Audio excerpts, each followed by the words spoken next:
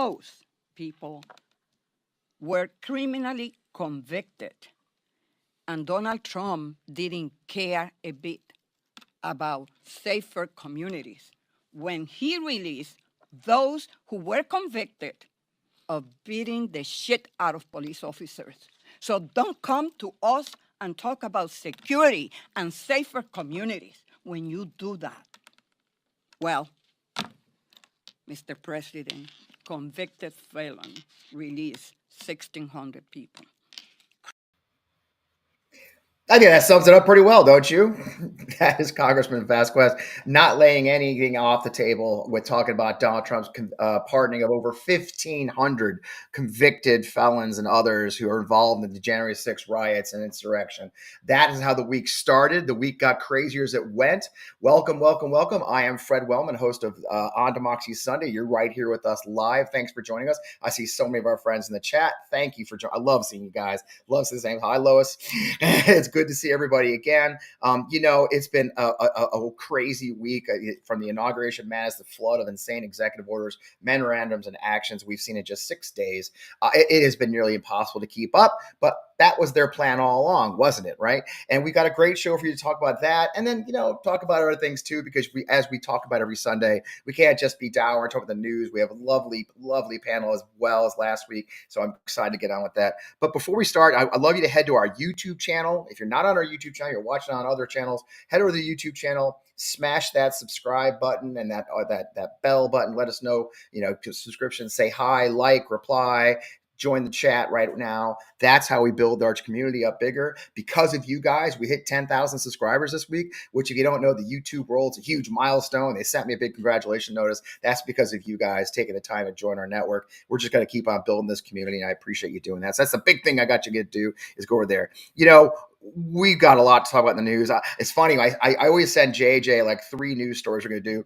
And I was prepping over the last 24 hours. They all just blended into one massive, holy shit, what a crazy week it was. And so we got one long news story. So JJ's going to have to keep up. Look, he took office on Monday and hit the ground running as promises. This was a dramatically different launch than 8 years ago after 3 years of meticulous planning by far-right groups and advocates like the Heritage Foundation and Stephen Miller, Russ Vought, and many more. You want to know how it went? Here's how the most maniacal, evil one of them all framed it. Here's Steve Bannon. Monday, you flood the zone. Second week, you'll flood the zone. It's working. It's just stunning to me what they're doing. And it's not getting covered because it's too much. They're overwhelming the system. That is what they planned all along. And if you follow my Substack, I wrote a story about how they're flooding the zone. 26, I think, executive orders just on the first day. Trump, during his campaign, made more than 40 distinct promises he was going to do for day one actions. One of his top priorities ahead of his inauguration is to show his support that he meant it. And so on Monday, he rejected the advice of his staff to spread them out over the first week and launched 26 of them that very first day. If you watched it, I think he did 3 different locations. I don't know how you guys did it. I don't want to see his ass. So I went ahead and went eagle watching here. If you live in Missouri, we have some great bald eagle sightings. I recommend it highly. I'm not going to give that guy my love or attention or possibly the Nielsen ratings to show us watching his ass. But, many of the actions he launched that day overlap detailed preparations by right-wing think tanks. As I mentioned, the blueprint was Project 2025. So it's interesting. The news organizations have figured out that out of 52 presidential directives, excluding the pardons and appointments, which we mentioned at the top, the pardons that Trump signed by Friday, 28 contained language resembling text published as part of Project 2025. Yes, that was the plan. We told you it was the plan. If you've watched me and my other shows on Midas Touch and here, I've been saying that for a year, that they're going to launch Project 2025 right away, and it unfortunately is true. Those plans also include, and by the way, there's a lot of them. They withdrew from the World Health Organization, withdrew from the Paris Climate Accord. Trump rescinded a Biden administration executive order creating gender-focused advisory council, and a 1965 executive order on contracting discrimination that were specifically identified Project 2025.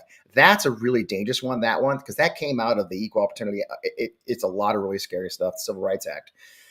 They also disbanded the Office of Gun Violence Prevention, which had been a long-term goal of those gun rights advocates and gun safety advocates. The Heritage Foundation has been prepping for a second Trump administration presidency for over 2 years. They issued policy blueprints They lined up their cabinet picks. They filed more than 50,000 Freedom of Information Acts requests to reportedly help find federal employees to purge.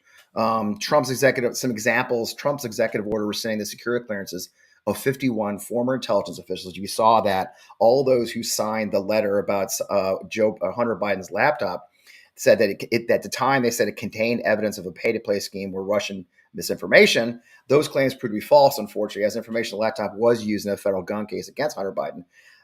So he revoked their clearances. The security clearance directive explicitly mirrors the Project 2025 directive that mandated a new administration should immediately revoke the security clearances of any former directors, deputy directors, or other senior intelligence officials who discuss their work in the press or on social media without prior clearance.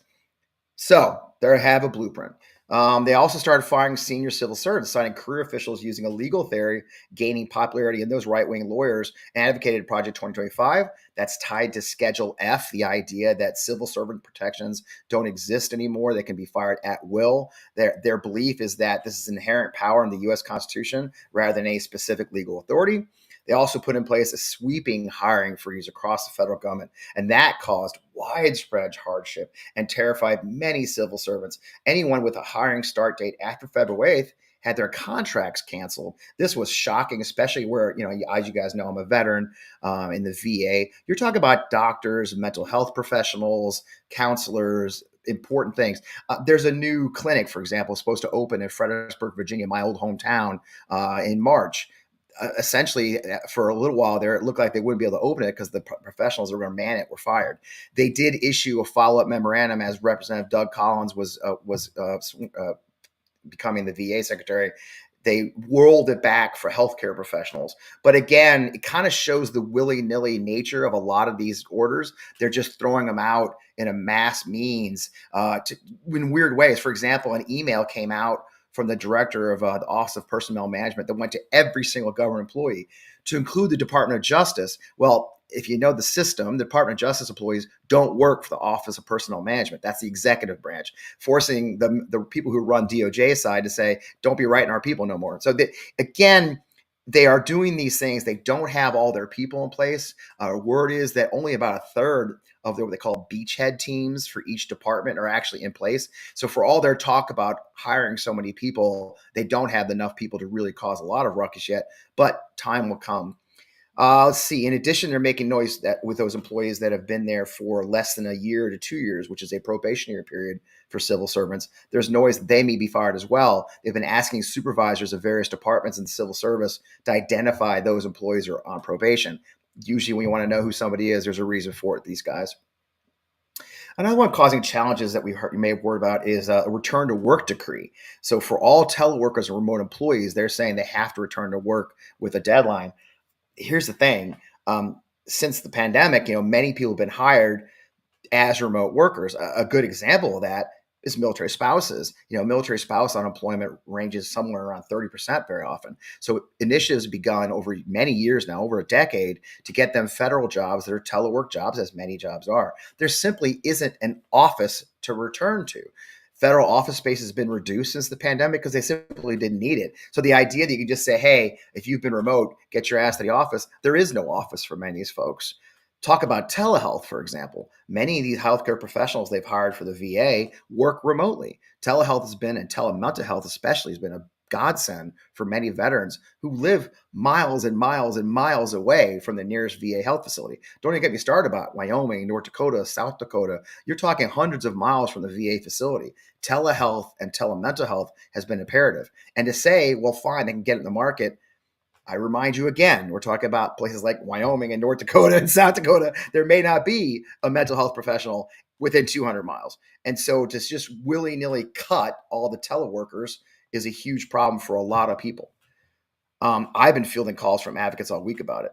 The extensive policy prep did not head off any legal challenges, obviously. You may have heard already because they skipped the conventional policymaking process, which usually includes legal counsel that head off people that might be a legal challenge. A federal judge on Thursday issued a 2-week restraining order blocking Trump's move put forward to restrict birthright citizenship, which, of course, is enshrined in the 14th Amendment, which came after the Civil War to allow our African-American former slaves to become citizens. What was really interesting is Judge John C. Coffenauer, who was appointed by Reagan 40 years ago, opened up saying this is blatantly an unconstitutional order. The guy, the lawyer Shoemate from the government, never got through the first sentence of his briefing before he was cut off by the judge saying, just stop. Where's the idiot lawyer? Well, he didn't say idiots. I did. Where were the lawyers when this decision was being made? And his question is, when they decided, what lawyers, any lawyer who is in the bar should know it's an unconstitutional order. So there is pushback.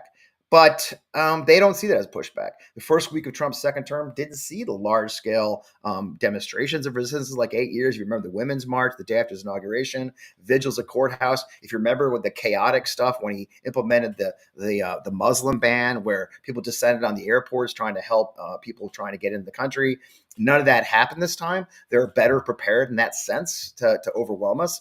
Things are happening. Like school systems around the country have been notifying nervous parents about contingency plans in the event of immigration arrest. Government agencies stopped public communications. All the health organizations in the United States government were told to stop putting out any information about health emergencies, even as we're dealing with the bird flu, which ironically has driven egg prices up through the roof.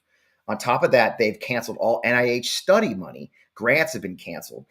Billions of dollars that go to American universities and healthcare institutions and training institutions has now been put on pause, if not canceled.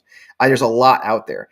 On the military side, as you know, I'm passionate about that. The Pentagon already began sending infantry and combat vehicles to the border. Over 500 Marines have immediately been sent. 500 Marines that were supposed to be helping California fires on standby have instead been sent with ammunition and guns to the border. An initial 1,000 soldiers were sent. There's rumors that an entire brigade combat team of the 82nd Airborne is being spun up to go to the border as well, which is a significant number of our soldiers. And by the way, the 82nd Airborne, if you don't understand, is our contingency brigade. They're the airborne, truly parachutists. But the great thing about them is they can hop on a plane and go anywhere in the world. When we kicked off Desert Shield way back in 1990, it was a brigade of the 82nd Airborne that hopped planes and flew immediately to Saudi Arabia. They are now flying down to stand at the border, our most capable deployable combat forces. Already, they're using C-17 aircraft to send migrants home. You may have seen yesterday 2 flights were sent to Guatemala on Friday carrying 80 immigrants apiece. 80? So let me walk you through that one, by the way. The stupid part of that is that a commercial charter carries obviously significantly more passengers in the hundreds and costs a lot less. It costs over $24,000 an hour to fly a C-17 cargo aircraft, meaning what it ended up being is those 80 immigrants cost $18,000 plus a person to take to Guatemala, whereas a usual commercial charter the government just pays for is less than $8,000 per person. So they wanted to show military muscle and might, and it has nothing to do with cost. It has everything to do with the video they got of lining immigrants up onto a C-17 and flying them out. Again, half the stuff that's going on is truly propaganda. I found it fascinating that they actually had video on the ground of the V2, the Ospreys flying into the desert, dropping off Marines. Does all seem familiar to you? Of course, the goal is to show them using the military. They fired the Coast Guard commandant on day one. Admiral Linda Fagan was the first woman to serve as commandant of the Coast Guard. She was accused of failing to manage a lot of things. They threw a lot of spaghetti in the wall in her case, say she wasn't doing her job. She was immediately followed. She's the first woman ever to serve as the leader of a military service. On top of that, they put out a worldwide order for all DoD social media accounts to stop posting for at least 3 days or longer, unless it was about the border or local issues like gate closings. I even saw screenshots, you guys, of an order going out to the military chain of command telling service members they're not allowed to post on their personal social media, which I don't know if you guys know what I used to do in the military, but I was a public affairs officer and I managed social media for the military, for the Army. So that's a really chilling thing as well that we're looking into right now. I'm getting a lot of these tips. By the way, any of you guys who are watching and are fans, send me your tips. DM me on any of the social media networks. My DMs are generally open, so I'd love to hear your tips when you hear stuff like that.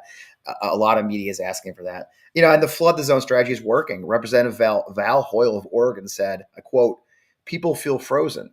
All guardrails are gone." And congressmen are reacting to all this. You saw the congressman at the beginning they're dealing with the fallout of these orders. An example is a congressman in Phoenix noticed that in the Green New Deal order they put out, they actually wrote a sentence that simply stopped funding for any infrastructure bill projects that have not been started. In his case, that meant the Sky Harbor airport improvements that were being scheduled. I-5 highway was stopped. That hurts a lot of people in red states, you guys. Construction workers, contractors, all of that is ended right now. So you're seeing a lot of really scary stuff that is what we call second and third order effects. And we're dealing with that now. Another one he issued was a memorandum, and this is significant, guys. This is Inspector General's. Late Friday night, Trump reportedly issued a memorandum firing 17 to 18 of the Inspector Generals across various agencies. Now, that is a clear violation of law that governs their work. They are, if you guys understand, Inspector Generals are independent. They're actually confirmed by the Senate. There's a law in place that says the Senate has to get 30 days notice of any firings of an IG. This one is especially significant because their mission is to provide independent oversight of agencies watching for, get this, fraud, waste, and abuse in its activities. And the only reason you'd fire an IG is to cover up your planned fraud, waste, and abuse. You know, even Republicans, I mean, this is going to shock you guys. Even some Republicans woke up and finally woke up from their stupor. Senator Chuck Grassley, who's 1,000 years old, there may be good reason the IGs were fired. We need to know that. If so, I'd like further explanation from President Trump. Regardless, the 30-day detailed notice of removal that the law demands was not provided to Congress, Grassley said. Grassley was actually one of the authors of that bill about IGs.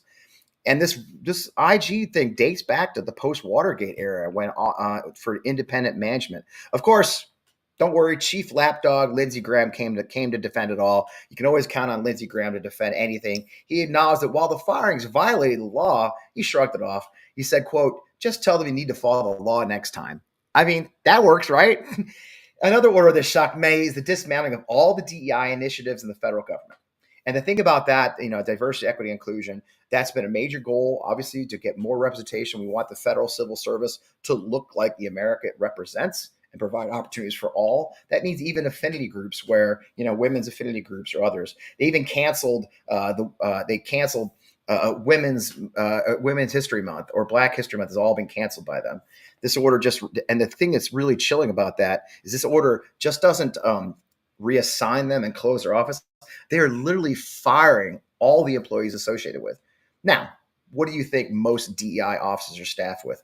People of color, women. They're firing all of them. And what's really, really terrifying and effed up is they actually essentially put a bounty on them because many agencies saw this coming. So they already reassigned many of their folks who were in the DEI programs to other jobs. Dan Crenshaw, and I wish I had the screenshot. I failed to get the screenshot for JJ ahead of time. But Congressman Dan Crenshaw actually screenshot one of those employees who was moved into a new department and tipped off HLS to look for her. A congressman essentially putting a bounty on a federal civil servant's head, if you will, which is pretty freaking scary. Meanwhile, Trump traveled to California for what can only be described as a contentious meeting, where while there, he mentioned the idea of getting rid of FEMA and letting private groups and states handle the money instead. He actually mentioned Samaritan's Purse, for example, which his friend Franklin Graham runs. The idea of giving millions of dollars of federal aid to anybody is also chilling.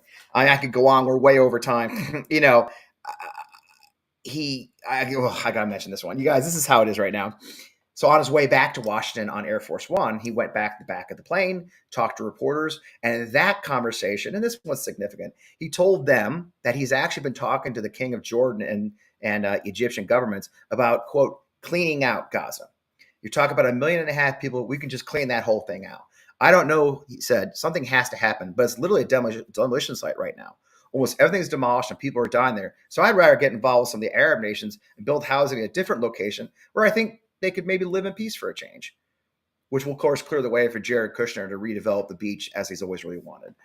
For those playing at home and don't understand, forcibly removing people from their homeland is a form of genocide. Food for thought.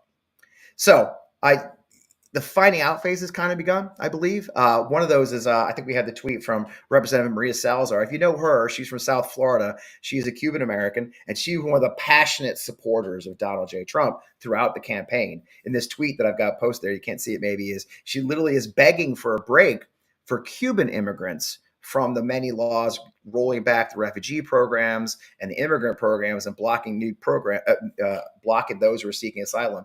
She's saying that obviously it must be a mistake that Cubans and Venezuelans were included in that. Obviously, it was a mistake and not the plan all along. So, needless to say, there's a lot of finding out that's going to happen these next couple of weeks. It'll be very interesting to see how much goes. But I can say one thing: out of all that long iteration I just went through with you, we still have power. If you don't get that, we'll talk about more after our panel.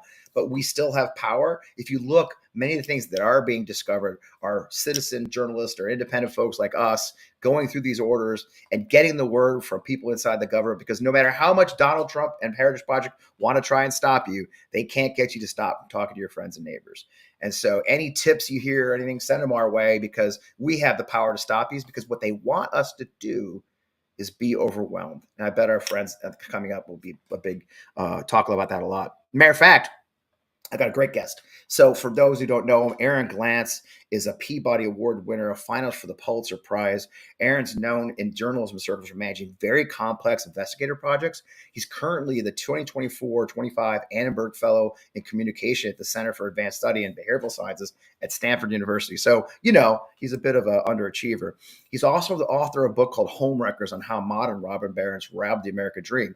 That book was part of his reporting in the first year of the Trump administration, and was able to still dig up things. So Aaron's been talking quite a bit since the election of how journalists can keep doing their jobs and move ahead. So let's bring Aaron on board and talk about that story.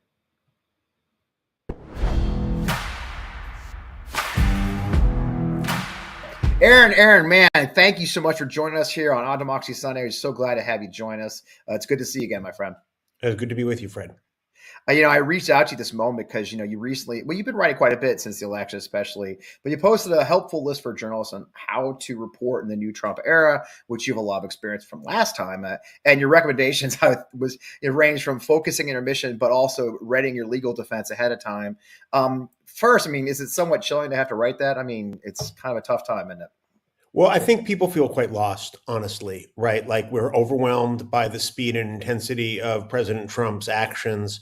And the media in general is dealing with all kinds of headwinds, be it the collapse of our business model, to the rise of AI, which is unmooring for us, and now to a president who has branded us an enemy within and dreamed of raping some journalists in some cases. So I just thought it was important to write something to help give us our bearings.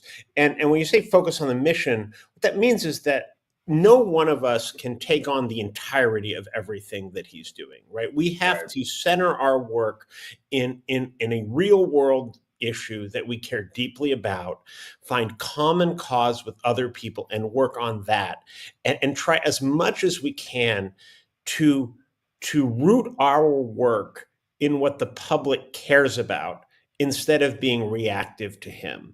And so to me, I'm not a military veteran, but I spent 3 years in the war, and I've written a number of books on veterans issues and done a number of investigations. Like, one of the things that when you're in the military, if you don't have a solid mission, then you're just lost. Right. Yep. And so that is the number one, is each and every one of us needs to figure out, like, what is our approach going to be? Who are we going to be working with? And how are we going to get stuff done? Yeah. And of course, you do have to be advised that in this era, there will be legal challenges sometimes. And they do seem empowered to have those legal challenges. Hell, I'm being sued by Mike Flynn for a tweet. There is some weaponization, right? From the early days. The FCC revived complaints against ABC, CBS, and CNN. I can't recall a time this for journalists in the United States. Maybe when we were overseas, you might have seen this. Are you seeing a chilling factor amongst your colleagues? I don't think I'm seeing a chilling effect yet, for the most part. So what I wrote there was almost to be proactive, right? Don't wait till you get sued, right? Yeah. Because it will happen. And you saw, Elon Musk could sue anyone at any time for any headline that he doesn't like, right? Yeah. And so what that means is that you got to get your ducks in a row. It's just part of being prepared. And so, I wanted to call attention to just kind of good digital hygiene. Like if, you watch the inauguration, Jeff Bezos, CEO of Google, Elon Musk, Mark Zuckerberg, all standing right behind him. So maybe if you have sensitive documents that you're dealing with, you're having confidential conversations with sources, maybe don't do it on their platform, right? Maybe try to use a different technology for that work, and then. Other basic things like making sure that you have, good secure communications with people who might become an enemy of somebody on the other side. And this is important not only for going up against Trump, because something that I raised also is this issue of copycats and a culture change. So I quote Thomas Burke, who's one of the great media lawyers in this country, talking about Purging, which is this pro bono network of lawyers that he's working to stand up to represent journalists from small publications and journalists of color and other traditionally marginalized groups. And one of the things he says is the governor of Nebraska is taking on a small outlet in Nebraska for saying mean things about him in the media over things that have nothing to do with Trump. But he has opened up a permission structure where we need to be ready for anything and everything. And so that's what I mean about readying legal defenses. Yeah, and you've taken on Trump before. You've taken on his cronies before. Your book, as we mentioned in the intro, you talk about it was about the manipulation of the housing market. Homewreckers is the book. You wrote about that, and you wrote about that as an example for other journalists.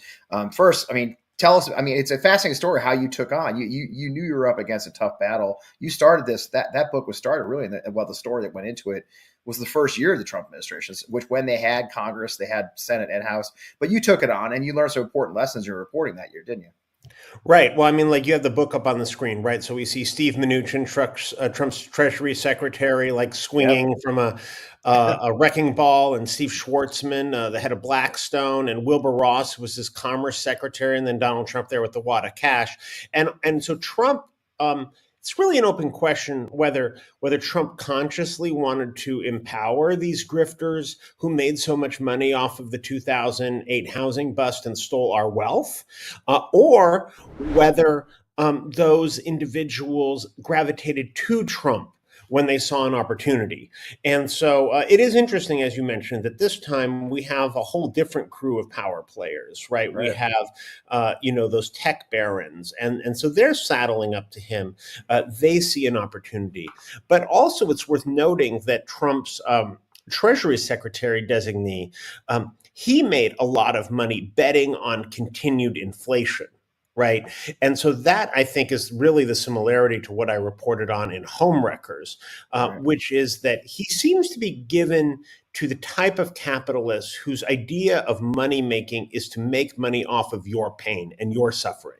I'm not against capitalism. You want to build a great company that provides a great service to me and make money doing it? Fantastic, right? But that's not what the incoming Treasury Secretary Bessent did, right? What he did was he's a Wall Street hedge fund guy that bet that inflation would continue. Then when it did continue, he made money.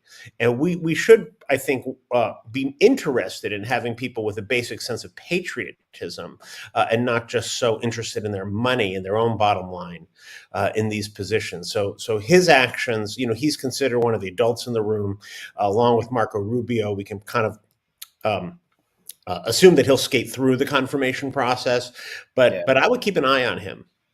Yeah. And the other oligarchs. What is in it for Elon and what is in it for Zuckerberg, these other strap hangers and the things we see. And just this week, I think it was Friday, we saw where he's saying that, well, we'll just get rid of FEMA. But, we'll just give the money directly to people like, Samaritan's Purse, which just happened.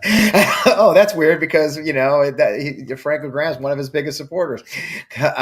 It's a troubling place, and I think you'll probably, hopefully, a lot of your peers are still in the fight, or like you will be able to dig up these kind of money machinations that are going on behind the scenes, and it seems like to me there's even more distraction. They came in ready to distract us, right? The Gulf of America, Greenland, and all.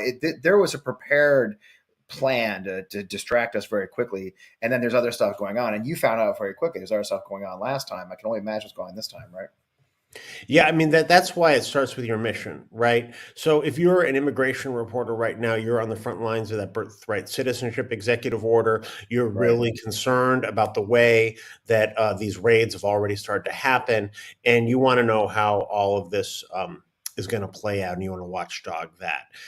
If you are on the front lines of the coverage of global health, right? Well, now you have a completely different set of a different set of concerns, sources. I'm here at Stanford this year, so that's one of the things that a lot of my colleagues are worried about, that they will lose their funding for their important research that they're doing, in healthcare.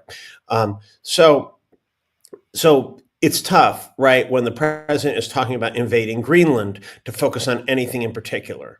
But I think that if we allow ourselves to be distracted, and if we try to act alone instead of in concert with others, then it's going to be really, really hard for us to make some kind of impact. And you alluded to this earlier piece that I wrote in The Guardian about the impact that I did have in that first Trump administration during those first 2 years when the Republicans controlled everything. And we did a huge investigation into redlining, into mortgage discrimination in housing. Yep. And you might think that with a president like Trump, so tied in with the bankers, with such a documented history of racist actions in his own housing business, that would have been a losing fight. But you know what we did? We held local officials accountable. We held state attorney generals accountable. We held the companies accountable directly. And we made a major impact to the point where even when Donald Trump was president, and even when his cronies were in Washington, tremendous relief flowed to black and brown home buyers, not because of Trump, but because of the actions of state and local officials who we held accountable, including people like Josh Shapiro, the governor of Pennsylvania. And accountability journalism still matters. And I think it felt to me a lot of your pieces since the election have also been truly directed at your colleagues in the media, saying as a rallying cry a little bit. It almost feels like you feel the need to make sure they understand that all is not lost. Because I believe I can't imagine. I know I'm in the political world, right? I know in political circles, a lot of people feel very like all is lost, right? There's a certain sense of there's a doom and gloom that I haven't seen, frankly, in my life at all. Are you sensing the same thing in the media? I mean, do you feel that kind of concern, or is it more of a girding for the fight? And people are so exhausted. They're so exhausted even before, right? We're all exhausted still from the first Trump administration. We're exhausted from the COVID pandemic. We're exhausted from the loss of advertising dollars to, the digital platforms that were standing behind Trump. We're concerned about what AI might mean to the very nature of facts in this world. We're looking at rising autocracy, not just in the United States, but in countries like India and Turkey and everywhere else, right? And so people are really beat up. But something I learned covering the Iraq War is that we can just keep going, right? We can still get shit done under really difficult circumstances, and the stakes that we're up against are really high. But things do get better if we work at it. And I was just actually this morning reading back to some really fantastic quotes by Donald Rumsfeld, like the one where he said that he wasn't sure if the war in Iraq would last for 5 days or 5 weeks, but he laughed and he said, "There's no way it could last 5 months." Right, the war that went on 20 freaking years, right? Exactly. And so we just got to deal with this. Right. We just got to deal with it. And at that time, when he made those comments, the vote, the Democrats were in retreat in Washington. Yeah. A large number of Democrats actually voted for the war authorization resolution, thinking that they would save their own butts. And it seemed really, really dark to a lot of people, especially when George W. Bush won re-election in November 2004. Right. It was only a few years later that Democrats retook Congress. Barack Obama became the president, and things turn around. These things can run in cycles, but they only do that when we stay on top of it.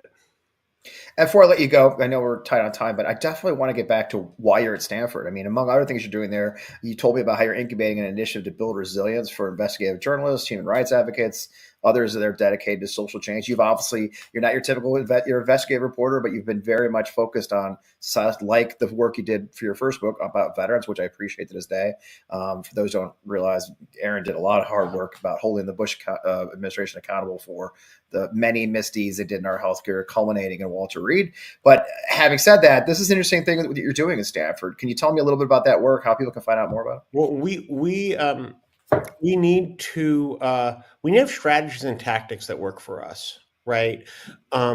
It's good to say don't give up, but we need a playbook, and we need the same kind of investment in change makers that the military puts into war fighters. Right. The military doesn't send people off to war and say, hey, go do it. Right. They have like a whole training regimen that they put people through before they go. As a result of the reporting that myself and other people did, we now do a much better job of reintegration when people come back and preparing folks for the long road ahead.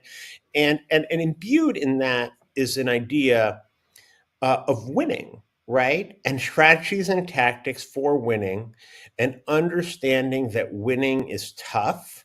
But that there are ways to get it done. And the military has put a lot of money into resilience training over these last 20 years, after initially being caught flat-footed in Iraq, as we discussed.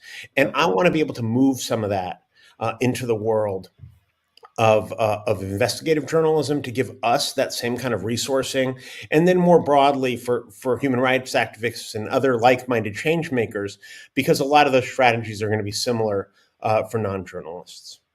Yeah, I agree. And I've, obviously I joke all the time. Some of my combat journalist friends spent more time actually in combat than I did. And I did 4 tours. Some very tough people saw some very hard work, combat. That is a challenge. And I've seen some of your colleagues really struggle. After Hurricane Katrina, I had a dear friend who was a journalist, really have a tough time. She had some very bad things happen. So I'm glad to see you do that project. Before I let you go, where can people find you? We'll put it up on the screen. Where can people find more information about your work? Of course, what you write. Well, I mean, people can go to my website, which is aglantz at aglantz.com, but they can just also find me on all the socials. I'm there. Just Google.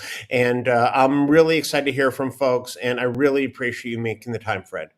Thank you, bro. Appreciate it. Good luck to you, man. God bless. Cheers. What a great conversation. I love talking to Aaron. He's brilliant. I've known him for probably, I guess, technically decades from serving in Iraq. It's funny when you serve with a lot of these combat journalists, they see more combat than I did. I went to war 4 times. And so talking about resilience, like we were just talking about, is so key. I mean, some journalists really face some tough times. The next 4 years are probably going to be just as tough, but I really appreciate him taking his time all the way from California to join us. Speaking of all the way from California, my God, I've got another great panel. I mean, I love, look, this is just quickly becoming my favorite part of the show because we don't always talk about news. I mean, look, the fact is, you guys, it's going to be a crazy 4 years. And if we don't take time to hang out and talk about other things and focus on what makes us happy too, we're just wasting our time. So let's go ahead and bring the panel. Our panel this week is, you may know Dora Madison as Becky Sproles from Friday Night Lights, but that's just a fraction of her professional career. Dora took a brief hiatus when her daughter was born, but made a splash return to the big screen in the award-winning coming-of-age queer comedy Big Boys just last year. Of course, Sari Beth Rosenberg returns this week to hang out with us. She's a New York City history teacher and an incredibly cool writer and content creator. So, Dora, Sari, welcome to the show. Come on aboard. Yeah. There. Hey, well, where'd they go? Hey, ladies. Welcome to the show. I don't see them all anywhere. So, well, Dora, I'm so excited to have you join us. You were off to college. It's live. Oh my God, JJ, you're not fired. Guys, I can't fire JJ. He does this for free. And so anyways, it's live. Nobody knows. The first thing JJ taught me when we started doing live shows ago, he goes, Fred, don't say we screwed up because they don't know. But then there's the obvious ones. So that's on me. Dora and Sari, welcome to the show. It's so great to see you guys. I guess you guys are used to this kind of stuff. So, that's Dora, showbiz, baby. That is showbiz, man. Dora, so to have, man, I was reading up, you were going to college when you landed Friday Night Lights, right? So What a Yeah, I treat, went to man. the orientation and everything. Like, I made friends and had a dorm assignment, and then I got cast on that show, and I was like, "Peace out, lames." Like, they actually, I was supposed to go to the University of North Texas, and they gave me my deposit back, which was like pretty friendly, I thought. Well, that's good. Yeah. I love it. And you still live in Texas, don't you? You go back and forth between LA and Texas. So yeah, I do go back and forth. We've been in LA for like the past 3.5, almost 4 years. Yeah. But yeah, we're gonna transition to kind of home basing out of Texas and being more like by, well, I guess it's not really bi-coastal since I'll be Half in Central coastal, half Texas. coastal. But That's good, you know? Quasi-coastal. Yeah. You're welcome. You know, it's got to be fun teaching history right now. Oh, yeah, it's a blast. I can't wait to go back next week. so many unprecedented events. Yeah, I can't wait for them to ask me 1,000 questions and be like, "Oh no, we're talking about the Gilded Age from the 20th, Oh, the 19th century Gilded Age, not this one, guys." Like, it's not supposed to be current events. Gilded Yeah. Age should not be a current event show, should it? So, you know, No. I mean, Yeah. that's kind of it is kind of that's what they want is another damn Gilded Age, isn't it? I mean, that's really with the oligarchs and everything else. Do you see the similarities already? Oh yeah, I mean, I saw them. I mean, unfortunately, I saw it coming when we were trying to get Kamala elected, and that was one of our big warnings, right? And here we are, and not just that. Like, I didn't expect us to also be getting the like imperialism redux as well, but it kind of went hand in hand with the Gilded Age. That's a different talk show. But like, I mean, No, him it's this wanting, one. I can get into it. I mean, him wanting to expand, talking about expanding into these places. That's exactly what started happening in the late 19th century in America. It's a distraction. It's going to be a distraction from what's unfortunately probably going to be a really bad economy that he brings to us. So. Well, lucky egg prices are going. Wait a minute, nope, they're going through the roof. And Dora, you're a mom, right? You've got how old? You've got a little one, don't you? I do. She's 4. Wow. Oh. Yeah, 4 going on Congratulations. 14. She's like very much obsessed with like Olivia Rodrigo, and she's like, "I'm a teenager." And I'm like, "What does being a teenager mean to you exactly?" And she's just like, "Going to the movies with my friends and driving my car." And I'm like, That's so "Great, cute. perfect, yes." That's all we do. That's all the teen. Not we. I'm not a teen. That's all we do. Yeah. That's all we do. That was teenage. Well, it's funny. I'm a grandpa, and I just had back surgery. We won't get into that. But as part of my recovery, I got to walk. So I'm walking. So I'm literally, you guys, I can't. I'm going to tell this. I'm going to regret this. I've been going to the mall to walk. So I'm like a mall walker now, right? Oh my God. Right? Congratulations. Yes. Yeah. I'm out there. I'm walking. I'm like, yo, Janie, what's going on? How's that hip surgery? No, I'm not doing that. Get there You like know, super early. Like, yeah. And I live near my hometown. So I'm going to the same mall I grew up in, right? Talk about teenagers, right? nostalgia. Yeah. My fiance and I went. She's like, "Oh, did you walk small kids?" Like, no, man. I was meeting chicks here. Right. That's what me and my girlfriends do. We would go to the mall, we would like do laps, and we would like share a plate of fried rice and sneak There you into go. movies And, like, look for and the steal cute boys. clothes and talk to boys. This mall sucks because this mall's got not one but 2 Auntie Anne's. They have an Auntie Anne at each end. I was about to say, do you celebrate with a hot pretzel? Yeah, but that's like all the carbs. You could be like, I made it here and I made it back. 2 pretzels for me. Yeah, Nick, I'm looking at the right? comments. No, Nick, I no. see your comment. I do not wear white New Balances, so suck it. one of the They are comments is That gray. is a I am bad- not wearing New Balances. That's just, I'm not that much. I get my hips up. Anyway, we're talking. Anyway, it's great to see Funny. you guys. I really appreciate taking time. It is a nutty time, but let's talk about more important things. JJ, New Balances aren't cool. Anyway, I just got Oh, we have to the control. kids are wearing them, I think. Are they Yeah, really? like actually, like when everyone was kind of like hot girls were like cosplaying Jerry Seinfeld, Yeah. with like the oversized like athletic coats and stuff. And the dad shoe really had a comeback. So Yeah, they in did. fact, it's peak Cool. fashion. You're cool. You're actually cool. Embarrassing. I'm always the oldest guy on the show because I'm the oldest guy on the show, and it's the thing. It's the thing. Well, we digress. So hey, you know what? I don't know what time it is. We're so late today because I appreciate you guys being here. Let's bring up JJ. Can you bring up the panel picks?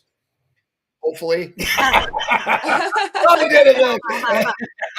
He did it. All right. So Dora, you're new. Sari's a she's she's been here before. She's a veteran. I always try to bring back veterans. They know how this goes. Dora, you may know some, you may not know others. You're up first because you're our first timer. Go ahead, Dora. Okay. I have like a really hard time making decisions, so it's probably between the Oscars and the Tales of the Kids. Ooh. Oh yeah. Well, all right. Let's do Tales of the Kids then, because you're both Okay. dealing with kids on a daily basis in different ways. And of course, I'm a grandpa. Give us a tale. Tell us your favorite 4-year-old story. What did? There's so many. She's really funny. Go. She's like really funny. It's hard. Yeah. I mean, what's it like raising a 4-year-old right now? Did you just have the fires? Oh yeah. Yes, so we had the fires, and like she thought, I mean, she was having a good time because like we travel a lot and go to a lot of different Airbnbs, so we just kind of like, I don't handle stress well.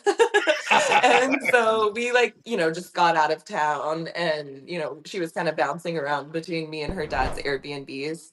And she's like, Mommy, look, we have a new renting house. We have a new ceiling and a new floor. Like, she was oblivious to like it all. She just like was having a good time. House and dating.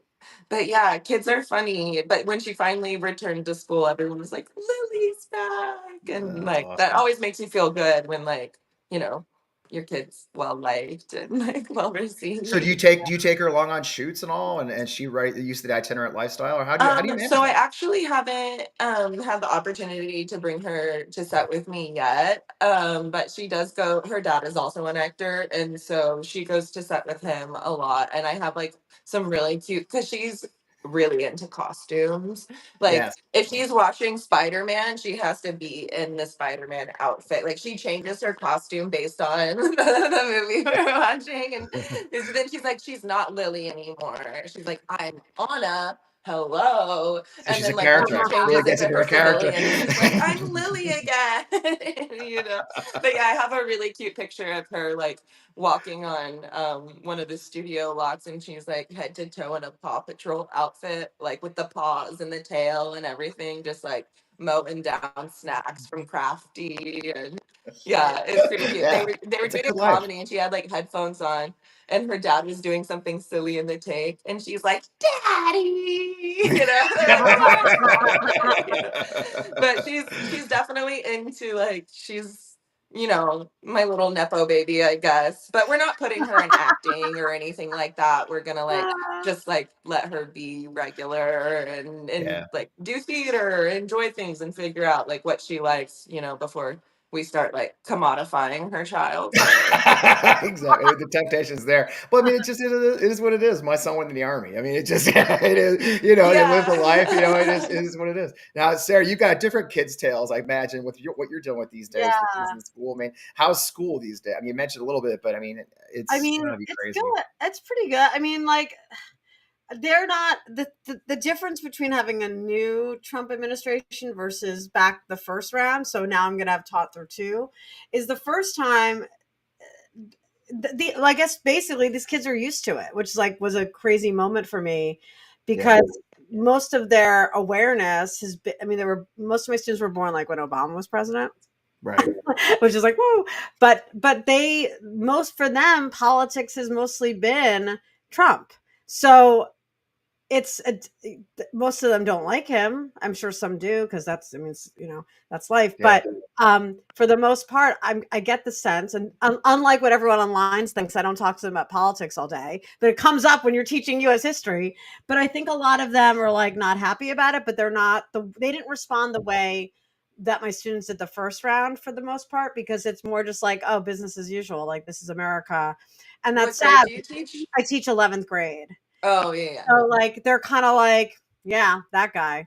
And because when they watched the Vance Walz debate, they were like, oh my God, they were so nice to each other. They couldn't, that was an anomaly for them. They're used to politics being this way. So that's what makes me so sad. They're like, oh, that was kind of nice. Like, I don't like Vance that much, but at least they were civil to each other. And that's when I was like, wow, we're really But we're, like that's where we are. Sometimes that's watching real. these like, interviews and watching like the debates and things like that, it's like cattier than an episode of Real Housewives. And I'm like, aren't you Totally. guys embarrassed I for know. acting this way?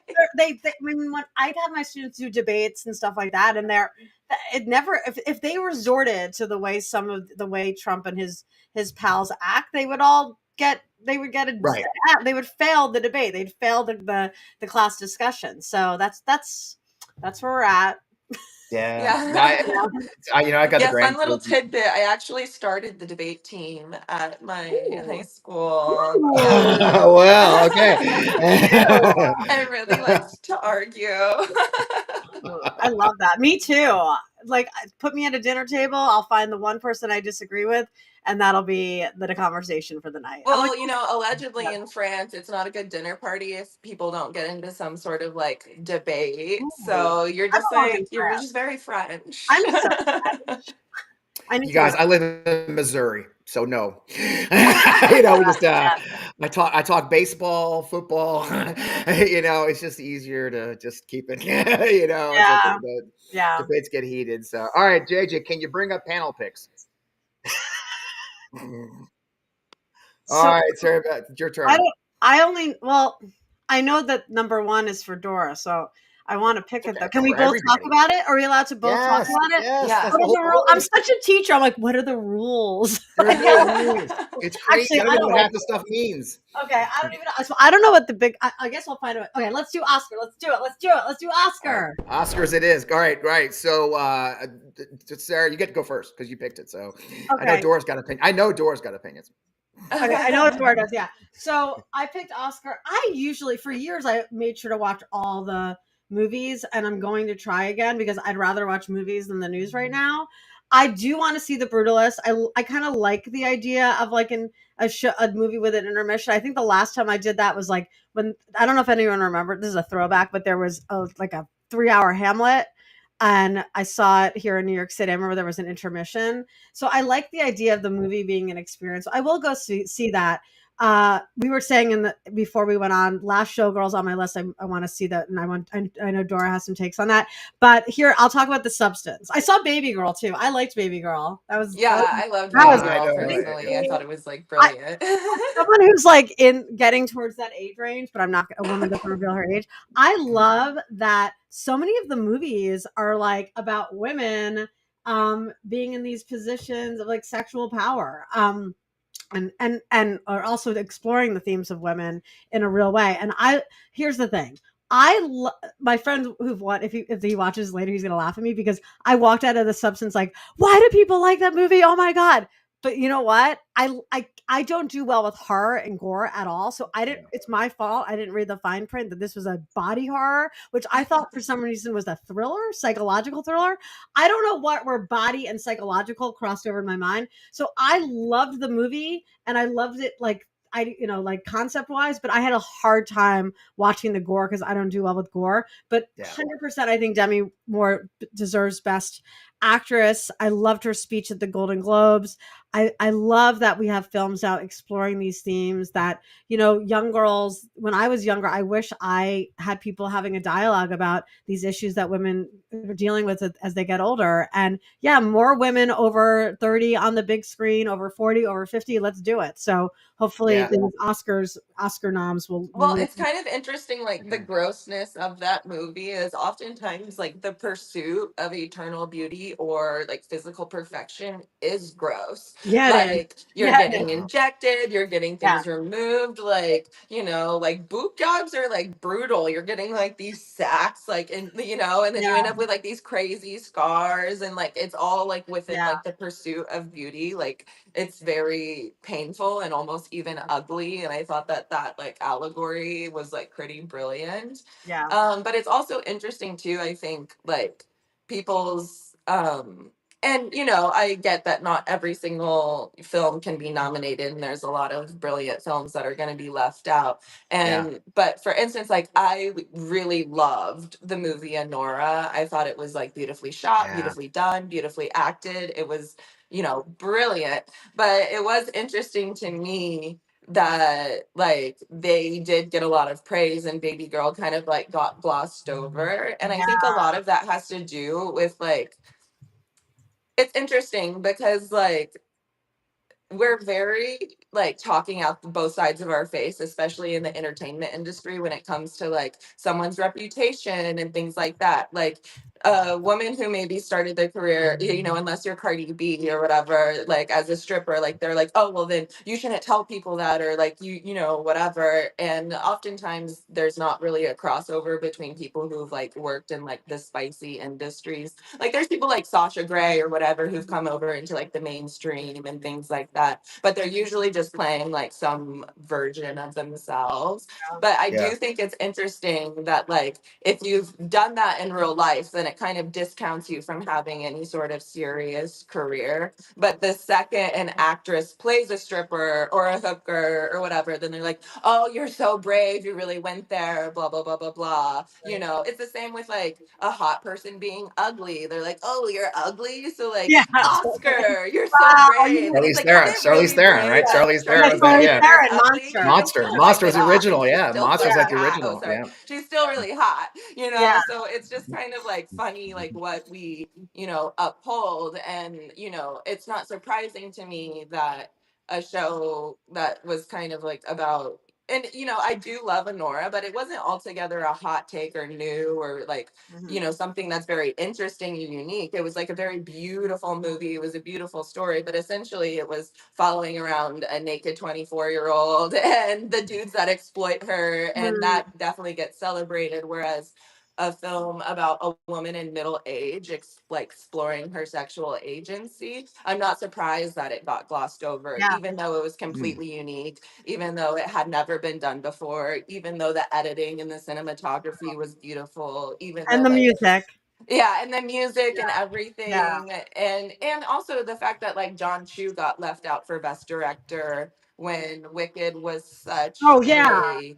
marvel of a movie, you know. So Yeah. everything That can't was be nominated and stuff like yeah. that, but it is interesting. And also, you know, too, a lot of people kind of like related that to, you know, queer being overlooked, is that there's definitely certain types of sexual content that gets rewarded, especially in our culture. And it's not altogether surprising when there's like an influx of people trying to convince women that, like, post 25, you might as well just like crawl into the crypt because, like, you're done for. You know, your value and your worth just diminishes. And it's all just like a psychological torture tool designed to, like, you know, Yeah. get people to settle for things or to feel like an urgency or like their time is running out. And it's like, I'm sorry, but you're never going to make me feel ashamed for growing older, because that's an insane privilege. Yeah. Growing Yeah. older is an insane privilege. I think the only embarrassing thing about growing older is if you never evolve, never grow, never change. If you like stay in the same place your whole life, and not just like geographically, but like mentally and spiritually, and how you like relate to the world, and like staying close. And I think so many people, they're like, oh, by the time I'm 40, you might as well just like roll over and die, and your body's going to break down and all those things. And it's lies that people are telling you. Like, if you're constantly striving and pursuing, and you know, like, there's a really famous fashion photographer who I just think is so cool. Her name's Ellen Bunenworth. And you know, you see her around LA when she's like in town and stuff like that, and she's like in her 70s, still traveling the world, like still like, you know, that's the fun thing sometimes about, you know, being in LA, is that you'll be at parties and everything like that. And I love spending time with older people, men and women, who like are adamant in the pursuit of still living life. And in other countries, you know, it's not like embarrassing if there's an old person like dancing at Yeah. the club every, you know, it's not like, oh, look at the old guy dancing. It's like, he's allowed to exist and still have fun, you Well, Right. you know, it's know? funny. I talk about that a lot. I'm a fan. So my son, so I'm the man of this group. So it's different. Obviously, it's a very different. Look, I acknowledge completely that those two issues. That issue is so vastly different for a man and a woman. I mean, it's Right. shocking to me. You know, Yeah. Well, and but for I me, think you know, too, You know, like, I'm 59. You know, Oh yeah. Well, you look great. Yeah, Oh, yeah. thank you. Thank you. I'm I'll not take the saying like, compliment. yeah, Well, I'm and I Gen think Z. our like attitudes like towards like what's rewarded and everything, like this doesn't really have to do with the Oscars, but Sam Levinson put out two shows. One was Euphoria and one was The Idol. And Uh-huh. everyone praised Euphoria for everything, but then when The Idol came out, they're like, this is torture porn, this is degrading. And it's like, well, she was an adult woman Yes. making her own choices, but no one really cared when there was actual children being depicted as Oh, statutory rape, revenge porn, you know, like the whole cat storyline where she's essentially making child pornography, and everyone's like, yeah. this show's great. And it's like, we say that we are all about family values and protecting children, but we're constantly like subliminally pushing pedophilia. We're And, not really protecting yeah. children. You can still legally marry like an actual child still in a lot of places. And Yep. I'm sorry, but I will never believe that we really care about family values or kids in general when my kid can't even wear light up shoes to school because it makes her an easier target. Oh You my know, God. so there's just like it's all kind of like connected and sometimes subliminally so if you're paying attention. And that's why I'm we not going to need fight you. And that's why we need more female directors and more women in media spaces, not just film, but everywhere, right? Because, and again, that's why you couldn't have had it. Yes, Babyface got slighted, but I think it's a step in the right direction. And I think the reason why that film was so realistic and really spoke to women was because it was a female director, right? So Yeah. we need Well, more. and like, Yeah. so that movie that I did, Big Boys, it was really Yeah. interesting being on Oh that yeah. set because Yeah. most in the entire crew, um, a lot of them were LGBT, but they were friends from like UCLA Film School. And it was like the easiest, breeziest, friendliest, loveliest set with like no assholes, you know. And one of my really good friends is a director named Michael Barnett, and he did a really beautiful documentary not too long ago about trans kids in sports called Changing the Game.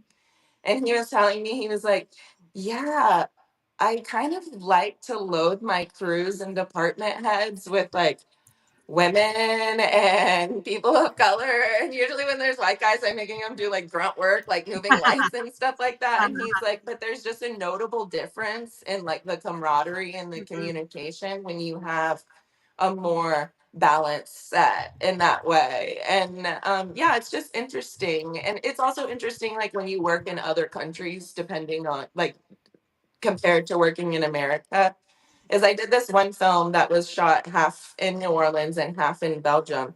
And the efficiency and the chill demeanor of the Belgian crew was markedly different than the American crew. And so much of that is the way that we grow up speaking to each other, you know, and Yeah. they used half the crew and we were more efficient when we were working overseas, you Wow. know. So I think Yeah. that that's interesting. And when you don't have like equal representation and, you know, business, government, education, and things like that, you're naturally going to have blind spots because you have a bunch of people with the same views.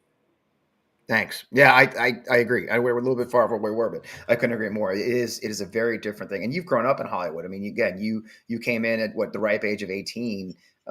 So your perspective is pretty unique on the whole thing. So it's crazy. Yeah, You know, it is. But and you know, also I was very much in it, but not of it. Like, I in a bit still personally like a bit removed, and I think in some ways that's really like helped me in the long run not get kind of like wrapped up and disillusioned by the whole yeah, thing, you yeah, know. yeah. Yeah, you seem to approach it very differently, and you've taken risks, like you said, with Big Boys and others. You take risks, but I do want to touch that. It's funny because I was thinking about that whole thing. You said something very key earlier. I want to circle back to it, which is we are in a very different age. Gen X is getting older. I'm senior Gen X. There does seem to be more of an embracing of the fact that we are aging. It's and the best part of life.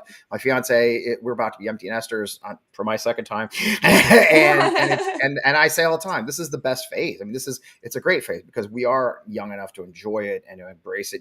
I was going to tell the story about my son is a kind of a group called Odessa, and I'm sure I don't expect you guys know who Odessa is, but it's an electronic group out of Seattle, No, I've heard of and them, yeah. Odessa's amazing. And he dragged me to one of their concerts back in 2018. I fell in love. I was like, this is it's very like almost art rock, like what I grew up on, Genesis. And anyway, and I always joke that I'm their oldest fan, you know, and I have a habit, you guys will laugh, I have a habit of when we go to their concerts, which we've gone to 8, by the way, which is a thing. Again, people think I'm crazy, but we've been to Seattle, we've been to freaking God all over the country, and Montreal. And I always make a habit of when I see other olds in the audience before the Old. show, yeah, olds. Yeah. I'll go say hi. And you'll laugh. So I saw this couple who in the old, and we were in Montreal, and there was a older couple. I was like, great. So my son wanted to get us a beer, and I made my way down to this couple, and I said, hey, I'm Fred. You know, we're talking. I said, yeah, is this your first Odessa concert? Like, no, we've been to 2. I said, oh wow, that's cool. What brings you? She goes, well, our daughter's the singer. I'm like, oh, okay. Well, that's why you'll go. And she sings one of the songs. I was like, oh, that's kind of cool. But again, it's and we actually met the band that trip. Ironically, we were in the airport, and I ran into him. And I said to the guy, I said, oh, I always joke I'm your oldest fan. Like, no, we don't want to hear that. You're not the oldest fan. You know, I went to it's great. You know? There was a festival last year called Fools in Love, and it was like Diana Ross and like Smokey Robinson and a lot of those people. And the key is you just keep it funky. Like there was like 75, 80-year-old men still like doing their dance moves, busting out backflips. You know, Shaka Khan was doing her thing. Diana Ross looked like an angel, and her voice just sounded so pure and amazing. And she was just like, just a vision, you know. And it was just, that was the thing, is that the key to, you know, staying spiritually young and active is you gotta keep it in motion. That's You what know, we're doing. like the second you like commit to, oh, I'm old, and start telling yourself that, you know, yeah, so much of our health, mental and physical and everything like that starts in the stories that we tell ourselves. So if you just like keep it lubed, stay funky, like keep it fresh, you know, your life can be an adventure from beginning to end. And there it is. yeah, I think that that's like the beautiful thing, and embracing your age as like a thing of beauty and not like something that you should feel ashamed for. It's just very strange. Like, and it's like, no, I don't think any of like the podcast bros would like go to their grandma and be like, you know what, grandma, you're really past it. No one wants to thank you anymore. Like, you have no more value, grandma. Like, you would never say that to your grandmother. You know, you would honor and respect her and appreciate her wisdom. So. I get it on social media every day. It's the funniest DMs I get. Like, oh, you're old. You should just die. Like, oh, well, sorry. Bad news. Got bad news for you. Hate it for you. I'm doing great. My dad lived in his 80s. You're fucked. JJ, bring the panel picks up. We've been talking for a while. What else we got? We got to pick another one. We've been going for a while. The sound of silence had to do it. So let's do the big faucet, since you've been in California. You know, the idea that there's this huge faucet. I mean, obviously, Dora, you live in California. I was like, what does that mean? So Trump.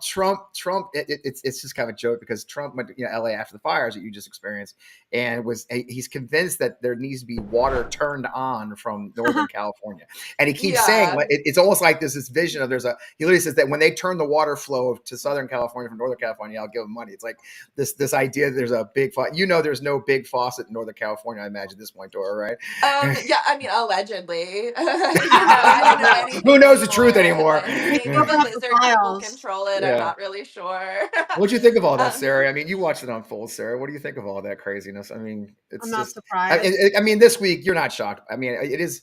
We're idiot. designed to be shocked, but you've been watching for a week. I mean, are you shocked by this point, no, Sarah? I'm not shocked by anything. I mean, the guy was obsessed with like raking the forest, and that would have prevented fires. I mean, it's like, and now watering it, and he talked about how look, you notice how the trees, they had so much water in them that they didn't really, some of them stayed like he's I just none of it. It's like everything I want to say is just, you know what? Here's my vibe. I'm bored. I'm bored already. I'm enraged. I'm enraged, but I'm bored and I'm also in the told you, like when people are, yes, I can believe it. I read Project 2025. I know what the America First, what Linda McMahon's PAC is all about, or that America First, what America First Institute. Legal, yeah, the legal. Legal, yeah. So this is why I was in Pennsylvania for 2 months, basically, when I wasn't in New York. This is why we were screaming from the rooftops, literally screaming.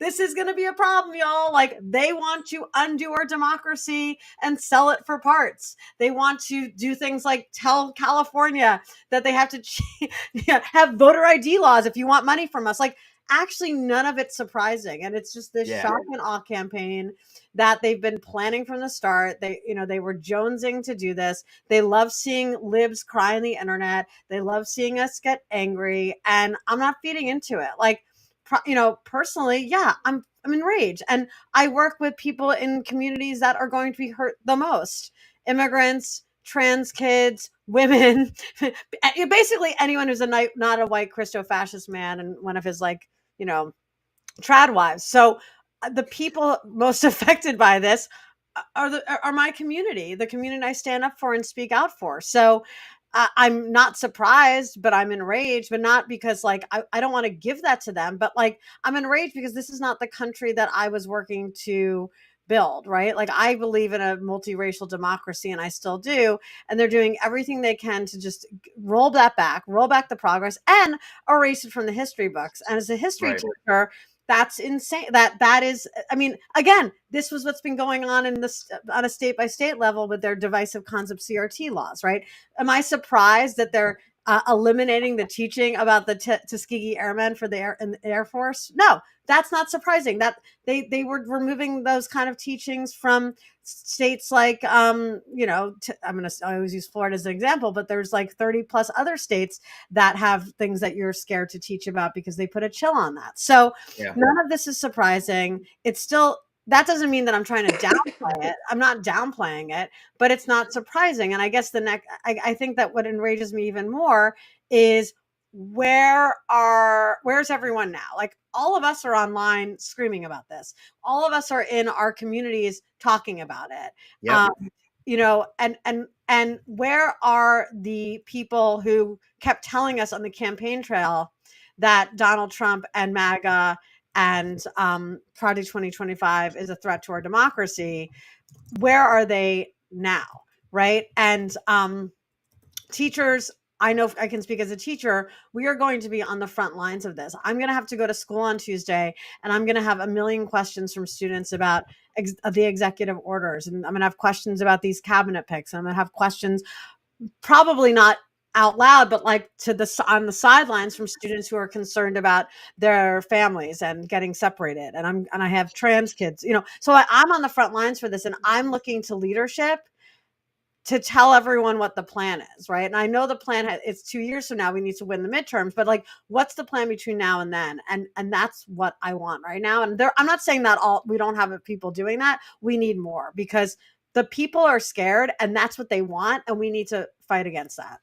I think that a lot of Californians right now are just, like, pretty disillusioned with, like, the destruction and everything like that. That I think that although you cannot prevent a fire that, like, naturally has been occurring for a really long time, I do believe that there was a lot of, like, preemptive measures and things like that the state kind of, like, overlooked, and, like, maybe the devastation potentially could have, like, been managed a bit more had the department been properly funded. Like, there's a very long waiting list of, like, people who are, like, ready to become firefighters, and yet we still have a firefighter shortage because their budget got cut and, like, things like that, allegedly, whatever. It kind of depends on, like, who you're listening to and who you're getting your boosted to like 50 information million. from Yeah, and it's just stuff. challenging. But also, I mean, the fact it's hard that, not to like, feel disillusioned, though, right? With the devastation you see, it's hard well, to. I think hard not people to see are a it. bit, like, disillusioned with the response, like, when they see, like, the mayor and the governor and things like that, and they're kind of like, oh, well, we'll just get to the bottom of it. And it's like, okay, but also at the bottom of it is you. And so much of, like, politics is, like, our team. America's a football country. It's like our team versus your team, like, us versus them, even though we're technically on the same side. It's like if America doesn't have a common enemy, it'll make an enemy of itself. Yeah. And so that leads to people who can never say they're sorry, who can Yeah. never admit they're wrong, who can never like concede to the other side when they've done something positive, you know? Like, and so it makes a lot of like bureaucracy, and like where Californians are now and the people who've like lost their homes is everyone's kind of like sitting on their hands waiting, like what are we going to do, how's it going to get cleaned up and everything like that. And then it becomes like a circle of like, oh, permits and this and everything like Yeah. that to rebuild and the cleanup. And people are just like, we don't want it to end up being that like we're not allowed to go back and like clean up our places and start rebuilding because like the government is kind of like sitting on their hands.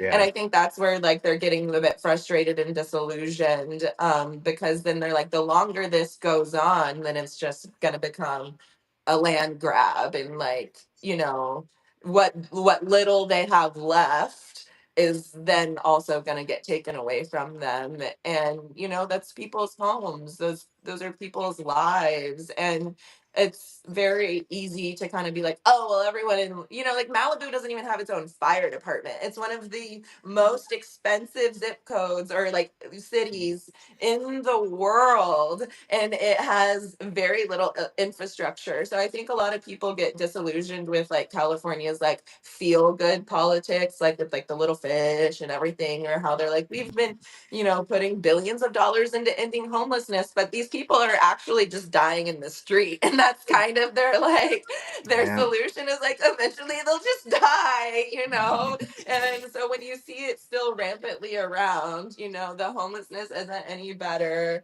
Like the solutions are kind of just like sweeping things under the rug and being like, doesn't this make you feel good? People are like, no, it actually doesn't make me feel good, because like now everything's like falling apart, you know? So I think that there's like something to be said for like people do want results, and so they're like clinging to anything and anyone that appears to promise that, and often it's coming like at the sacrifice of something else.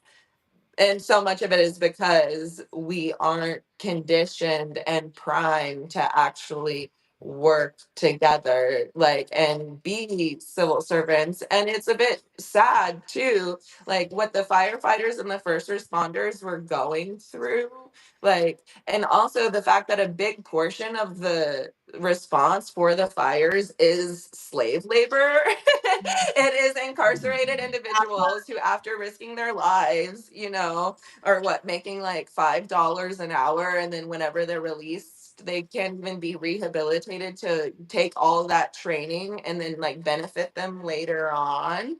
And it's just like pretty gross, because you're putting your first responders, like you're putting their back against the wall and giving them like an impossible situation, and Yeah. putting like what limited resources they do have and all of their lives at risk. Like they take an oath to serve the public at the sacrifice of themselves, their health, their body, their mental health. Like sometimes, like if you're technically a part-time paramedic or a part-time firefighter, even if you go over a certain amount of hours a week because you take overtime or whatever, you're still not eligible for health insurance or for benefits. And Yeah. isn't that crazy that our first responders are not even, you know, being offered any sort of like mental health support for the things that they see and they go through? They're not even offered health insurance, and then if they get disabled on the job, and even getting like that sort of like payment out from like disability and stuff like that,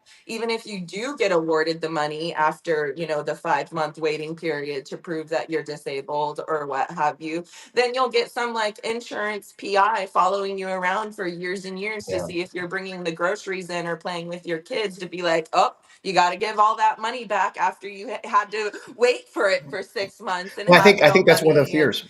I think that's a it's lot of like, fears we face. We face a lot of those yeah, fears. And it's so I think we have to face it together. ludicrous. We've been going really long, so but yeah, you're right. And I think it's one of the fears we face, a lot of us, is that as we go in this new phase, is, who's going to help us and who's not going to help us. And you're right, it is easy. And that's how we got here. Is everybody's been looking for that one person. But I think, say what Sari says, right? It's going to be up to us in the end to save ourselves, right? It's going to be us grouping together. It's going to be, like you said, it's going to be the nonprofits, others working together to make sure this gets taken care of. Ladies, I've kept you longer than like an hour longer. You're supposed to. Last chance.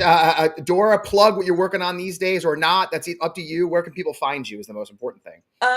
Yeah, people can find me on Instagram. My tag is Eyes on Dora. And then so the last film that I did just was nominated for a GLAAD award. Oh. It's called Big Boys.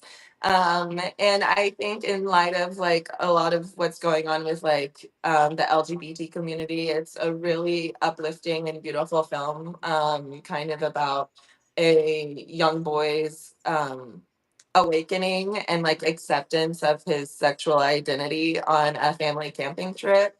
And it's just told so tenderly and beautifully. And I think especially a lot of queer stories in media are like almost like torture porn. It's like always very sad and grim and a bit bleak. And so it's nice to see a film that's like just uplifting and sweet and sincere and normal about how to, how to hold a youth in a healthy way as they're discovering who they are. And it's streaming everywhere. So yeah, go watch it. There you go. All right, we'll go watch it. Great, I'll watch it. Yeah, you can right, follow. Yeah, you can follow me everywhere online. I'm Sari Beth Rose on Instagram and TikTok, and I'm Sari on Blue Sky, and I'm Sari. I don't really post on Twitter anymore, but I'm Sari Beth Rose there. But what I really want people to do is follow my Substack, Sari Beth Rosenberg. .substack.com. My newsletter is called Yo Miss. I write about everything from education, politics, pop culture. So follow me, building that up. I basically post everything on Blue Sky, then Instagram, then Substack, and then I have some time in between that to take care of my workouts. And there you go. We're all multi-channel now. We got up on screen. Yeah. Ladies, thank you so much for joining. Thanks for staying long. I just couldn't stop this conversation, and it's just brilliant. Dora, it's so lovely to meet you. I'll have to get you back again. Obsessed with Dora now. We're all obsessed with Dora. Yeah, I know we're all fans. We're all I'm obsessed with you too. now. Thanks for having me. Thanks, ladies. You guys have a great day. Stay in there. Bye. Thanks for having us. God, I love our panels. I think we have the best guests and we have the best folks joining us, and it's my favorite part. We'll just keep going long. I would go. Of course, we have to mention our great sponsor. As you remember, we're sponsored by Constituent Connection. If you're thinking about running for office or launching a campaign in your local region, let Constituent Connection help you get your campaign running, provide you the key tools proven to help you win. Anyone who's worked in politics will tell you that data is one of the most important tools to have, but also the hardest thing to afford for small campaigns. So Constituent Connection provides a full suite of data and campaign tools for any size campaign.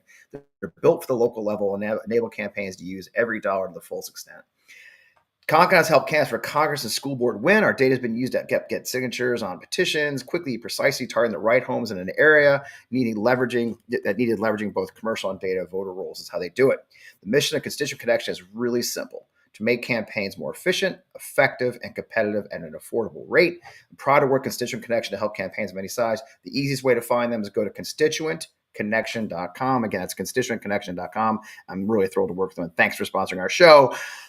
Okay, guys, we got a little extra minutes. We got 3 or 4 minutes before we go. Before you guys, I see y'all leaving. Does anybody have any questions? I'll answer a quick question. I do want to go talk about one thing we did see at Dave. So while you're thinking maybe a question from the comments, JJ will gather if you have any questions.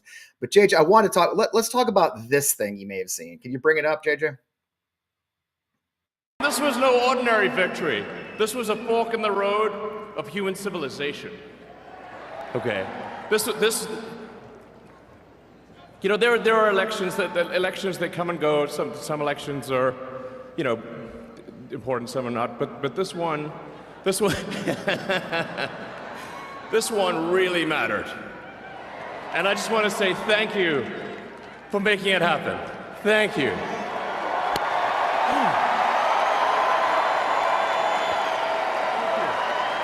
My heart goes out to you. So that was Trump's inauguration, of course, and Elon Musk. It was quickly being kind of edited quite a bit. One of the things I noticed consistently in the news, they would only show the first portion of the salute that he did, not the second one. We did it the second time. I thought that was very strange right off the bat. A lot of people try to say, well, he's autistic. He's on the spectrum. It's not his fault. All these sorts of excuses. I think we have some of the excuses people made. I'm not into excuses for that sort of thing. I mean, the Germans got it. When's a Nazi salute a Nazi salute? When's a Nazi salute? What makes it very interesting, the reason I ran that first clip, and it's hard to find video, he keeps going for a while, is we talks about, don't you find it interesting that in the speech he mentioned this election helped save civilization? Now, look, if you're familiar with the 14 words, and I'm not going to talk about it, but the 14 words which dominate the Heil Hitler movement, the 14 words talk about saving civilization, saving the white people.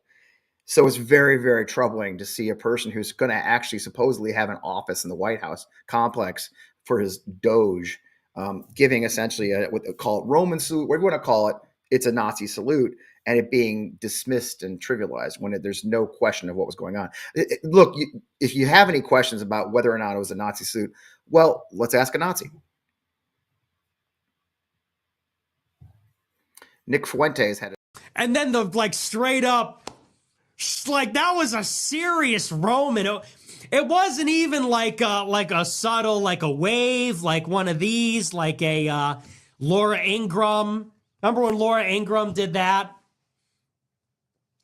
That was a straight up Sig Heil, loving Hitler energy. that was like a straight up with intensity Roman salute. I mean, the Nazis know what it was about. And so I guess the people who were meant to see it saw it. And look, I see colleagues and friends kind of trying to dismiss it. Oh, he got excited. I'm not buying it. Okay. I'm not buying it. You don't accidentally do that. And so you shouldn't buy it. I think it's very important for us to keep an eye on these things. We are going to be overwhelmed. They want us to be scared. See, I don't get scared by that. I'm not scared by this ridiculousness. They've been threatening me for a long time. They've been threatening a lot of people for a long time. They did release 1,500 felons. The Proud Boys were there. He had Stuart Rhodes, the Oath Keepers leader, as a VIP guest at his speech he gave in Las Vegas yesterday. Yes, the message is being sent. The message is being received by the people who want to scare us. But the best and smartest thing we do, don't fucking be scared.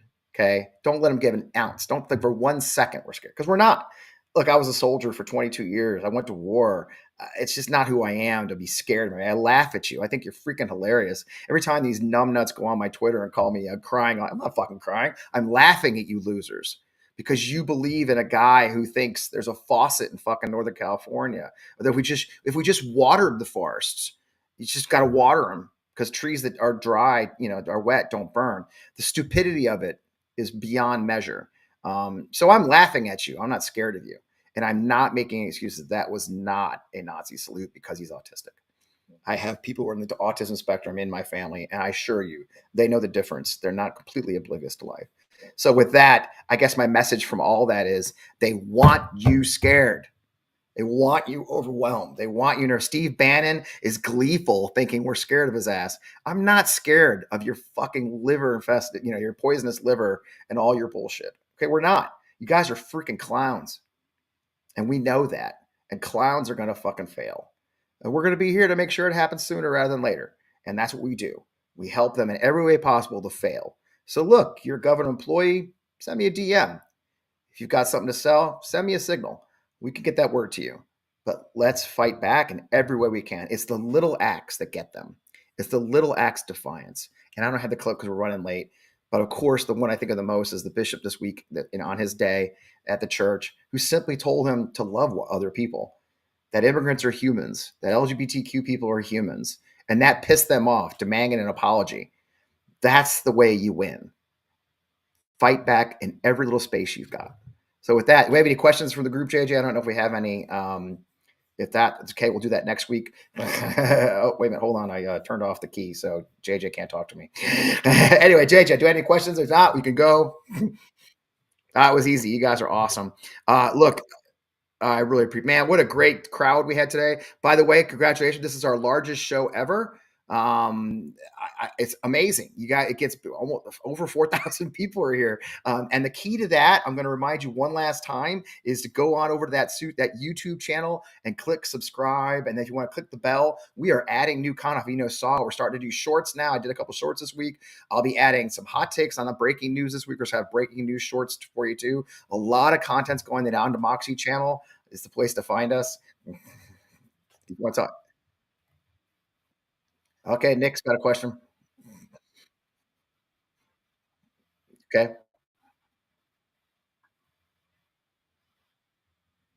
Healthcare. Nick, yeah, you're asking about the VA and the healthcare threats. Yeah, there's some really scary stuff there. We've seen, so as far as what Nick is asking, there are some talk about cutting veterans benefits and availability of healthcare to veterans, kicking more out on the market. Right now, there was rumors of an executive order, even a plan that they're going to try and field to actually cut veterans benefits by 50%. I saw a mention somewhere that they've got it in the plan and not even give us our retirement benefits till we're 70 years old, for example. None of that's been fielded yet. I imagine what they're going to do is kind of drag it out for a bit and see how things go. They're going to see. They want to see what they're going to do. But give me a chance if something I forgot to ask about or mention, you guys, Nick, is what they're going to do. You guys is little bitty cuts. So, for example, I saw a Facebook post from a friend, and this person was a friend who's got a father in a VA rest home, a nursing home. And they sent a mass text message to the family members of the men and women in the rest home saying that a memo came out from the VA saying that dental care would no longer be covered for people in the rest homes. Okay. And they'd have to find means for them. Now, are there going to be mass protests because dental care for older veterans in nursing homes got cut? No. And this is what they're going to do. I believe in my heart what they'll be doing is bit by this, the paper cuts. And this is their plan. They'll bury a little order in a paper cut.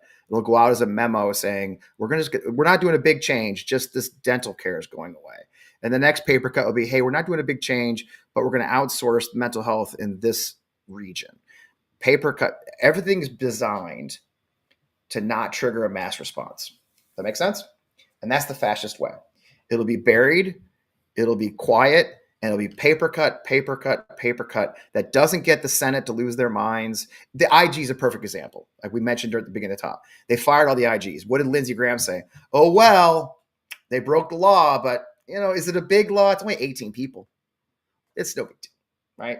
And so what you end up doing is we're going to have 4 years of, is it really a big deal that old veterans won't get dental care? Whatever. And then, is it a big deal that just 10,000 veterans in nursing homes are going to have to find a new place to go? No big deal. So we, as citizens, active citizens, have to pay attention. The show and the channel is called On Democracy. We're going to have to guard our democracy. We're going to figure out these things going. We're going to have to bring them together and raise the issues where we can. But that's what they're going to do. I predict it now. They're going to paper cut us to death, and we have to fight it. So with that, I've talked a lot. As always, you can find me on Blue Sky, FPWellman at blue.bluesky.social. We've got a new On Democracy channel, Blue Sky channel too, because On Democracy channel at Blue Sky. I'm still hanging on X, causing trouble. Apparently, I called President Trump a moron, and I've got like 200,000 likes and a bunch of hate. I know I'm getting hated on Twitter still because I get all the DMs telling me I'm a nut job at Boston Bar and Least. But follow us there. In the meantime, you can get your podcast on Apple and Spotify and everywhere else. We'll be adding this show to that soon. I'm very excited to do that. With all of that, thank you for joining us. 4,000 this week. That's double. I mean, we're just going to keep on getting bigger. Tell your friends. Join us every Sunday. That's how we'll grow this with more people and more great guests. We've already got most of our guests lined up for next week. You're going to love next week's show. I can't wait to show it to you. In the meantime, our democracy, we own it. We all got to be a part of it. With that, we'll see you soon.